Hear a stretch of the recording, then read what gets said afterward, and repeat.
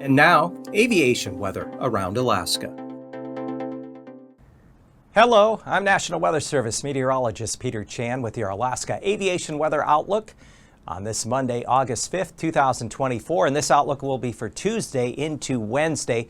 A lot going on. We have kind of two different tales of weather. One is warm and very warm to hot. The other is wet. And the main weather features we've been watching are this massive ridge of high pressure surface, especially mid and upper levels of the atmosphere, eastern Gulf, out over northwest Canada, Panhandle, nudging up into the eastern interior along the Alcan border. And then we have stormier weather, low pressure lifting out of the North Pacific. That'll be taking a track along the southwest coast near St. Lawrence Island. That has an atmospheric river with it that's going to push some very substantial rainfall along areas of Kodiak Island, Kamishak Bay, up there along the lower end of the Alaska Range, and then along the Kenai Peninsula to Prince William Sound as we go through the midweek period. And then also temperatures, 80s, even isolated 90-degree readings potentially over the east central interior. Sunday's state high temperature was 85 degrees at Haines, so those of you in the Panhandle, especially northern Panhandle up here along the east central interior, think of high density altitude. You're going to need extra runway length for planning purposes if you have a heavier load with these very warm temperatures. As I mentioned, there could even be an isolated 90-degree reading between now and Wednesday along the Alcan border. Further west, though, we have this stream of moisture, this atmospheric river coming on up now around the Kodiak Island area. It's going to slowly shift its way eastward. Even the Anchorage Bowl area could pick up over an inch of rainfall Wednesday, Thursday, into early Friday. Back to the west, we have other areas of wind southerly flow along with episodes of moderate to locally heavy rain in through the Seward Peninsula. Flood watches there at the interior of the Seward Peninsula into the day Wednesday, and we have flood watches through Wednesday afternoon along the east side here of Kodiak Island and this upper end of the Alaska Peninsula, just opposite there of Shelikof Strait, and then along the eastern Kenai and western Prince William Sound. For Tuesday afternoon, we've had the warm air push all the way up to the Arctic coast. Temperatures in the 70s, New Exit, Dead Horse on over toward Kaktovik. Could be a thunderstorm pop-up there along the central and just north of the Brooks Range in through the central parts of the North Slope, also just north of the Alaska Range and through the lower Tanana Valley. We see widespread IFR conditions along the western Gulf with that atmospheric river slowly turning eastward and pushing in along the northern Gulf Coast. And for Wednesday morning, extensive IFR conditions covering the central western Gulf, extending up the Susitna Valley, as that moisture will be riding northward. Also back here across the southwest interior, the other side of the Alaska Range, Kuskokwim, lower Yukon deltas up through the Bering Strait. IFR conditions are anticipated. The widespread area of VFR conditions that were prevalent this weekend over the interior and over the Panhandle will be giving way to MVFR conditions by Wednesday morning. And by the time we get into Wednesday afternoon, most of the IFR will be confined to out over the Gulf, up into areas, say, around Cape Suckling, westward through Prince William Sound, the east side of the Kenai Peninsula, and with easterly flow, upslope flow along the south side of the Alaska Range, we could see, again, especially the west side of the Susitna Valley, IFR conditions there. There's going to be some pretty steady rains in through this area, moderate to locally heavy rainfall, and then down here, Chukchi Sea, Point Hope, all the way down through St. Lawrence, Nunavik Island, IFR, also some IFR back toward the central Aleutians. So past conditions on Tuesday up there in the east central Brooks Range, Anatuvik Pass, and Adigan Pass should generally hold on to those VFR conditions.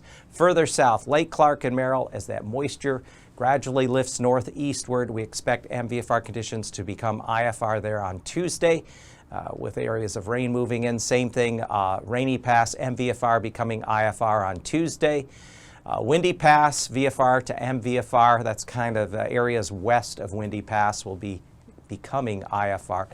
And there could even be an isolated thunderstorm on the other side of the north entrance if you're flying up toward the Tanana Valley, Lake Minchumina area. And then for Isabel Pass eastward through Mentasta Pass. The eastern Alaska range will see VFR conditions, but some turbulence. There's going to be pretty strong southeast to south winds flowing through the gaps and over the ridge line, so expect turbulent conditions at times there across the Alaska range where wind advisories are in effect. Tenita Pass VFR becoming MVFR, and then as we get down to Portage Pass, generally MVFR conditions becoming widespread IFR, especially across the eastern half of Portage Pass out over Prince William Sound.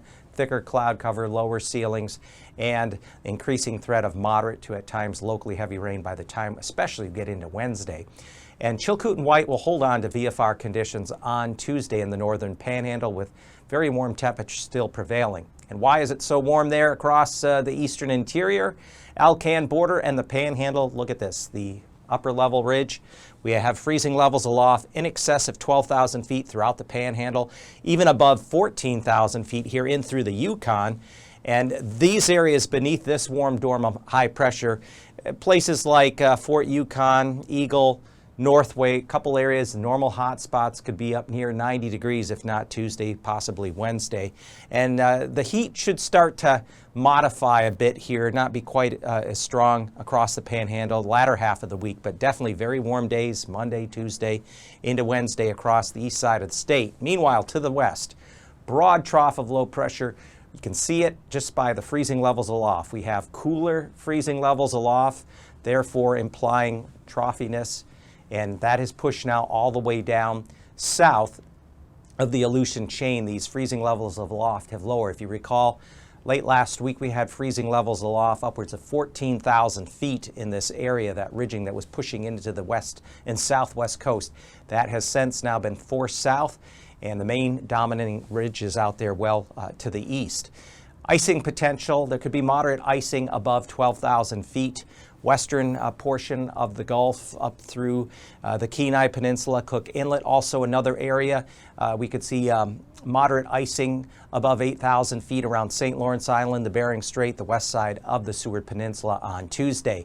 And clearly, looking at the upper level jet stream wind pattern, here we have the ridge very clearly defined from the eastern Gulf up along and east of the Alcan border into northwest Canada.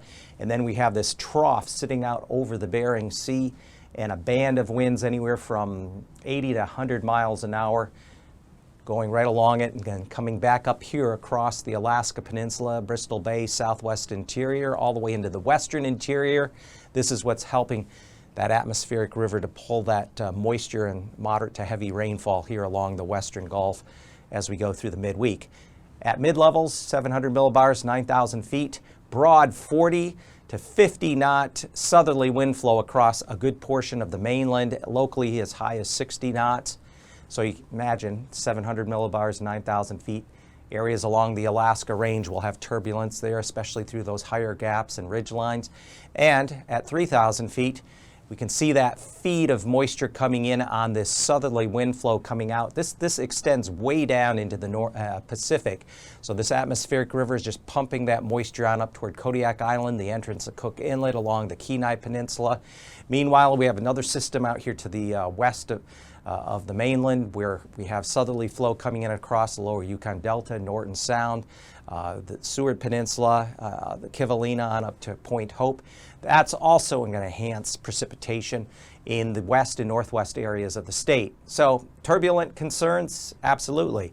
With that kind of flow, we're going to have widespread moderate turbulence from areas of the western Brooks Range, even spilling over into the western North Slope, Seward Peninsula, especially the eastern half of Norton Sound, western interior, southwest interior, McGrath, back toward all the way up there, as I said, to Shaktoolik. And then we have also into Cook Inlet, the Kenai Peninsula, Bristol Bay, a little bit higher, surface to 6,000 feet in this region of the western Gulf and Cook Inlet, and then surface to at least 10,000 feet along the Alaska Range where there are wind advisories through the day Wednesday, and then back to the west a pocket of more of a northerly, northwesterly wind, surface to 3,000 feet, moderate turbulence possible there in the central Aleutians on Tuesday.